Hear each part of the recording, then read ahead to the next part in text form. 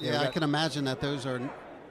It's going to be interesting to see how each academy handles those fifth years, if you could apply for a waiver type of thing. Although there's no red shirting, so this was an unusual case since he qualified for the COVID year. Yeah, maybe he's opening the door for other service academy members to do that. You know, the Army and Navy, obviously in the EIWA, and might be a little bit more unlikely though now because of the COVID year. They're not going to get that extra fifth year. That's true. Yeah, and the way that the service academies are set up, and you're committing, your service after college there. So they got commitments off the mat that are a lot bigger than just wrestling, right? So, is that Trey Cornish there that we just saw on mat 1 with the pin? In the blue singlet there, yep, green ankle band. That's semifinal win, so he's going to go to the finals there. Former Lehigh wrestler. Yes, he's representing Easton Girls Wrestling. Yep, he's an assistant coach. He's coaching there. Yep, that's right. Yeah. Yeah, you're a lot more in the know with some of these local guys. I'm a little bit removed. I live in Lancaster now, but obviously I grew up here, so I like coming back and still have family here. It's good to see.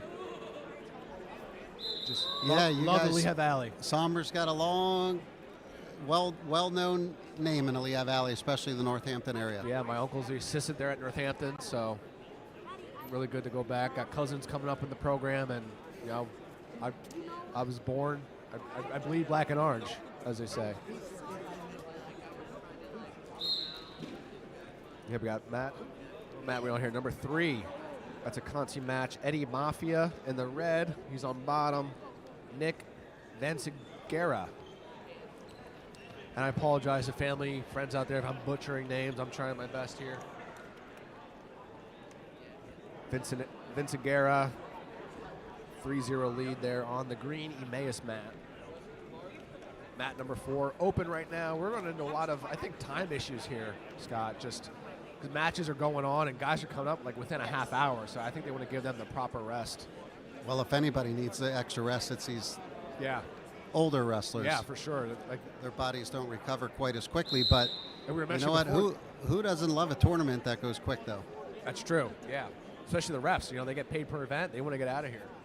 And I think that's kind of a drawback sometimes, the sport of wrestling, that these tournaments, I think they're doing a better job these days, but not many sports do you have to go and be in that arena for 10 to 12 hours. It's the worst part of the sport, especially growing up. I came to my parents drove me everywhere, and they sat there, and I don't think they get enough thanks. From athletes. Hey, he drove me 6 hours of this. We had hotel. That all costs money. Missing work and all that. Really grateful for parents that are able to do that, right? So it doesn't go unnoticed for sure. But they've done some creative things, like they'll run certain divisions for a couple hours now in the morning from like 8 to 12, and then other divisions or weight classes in the afternoon. And it kind of like, all right, if I only have my one kid here and we're going to only be there for 4 hours instead of spreading both of them out over the whole day for 8 hours. Biggest problem is they take too many contestants. If you have, I always said if you follow this basic rule, if you're going to run a tournament, divide the number of entrants by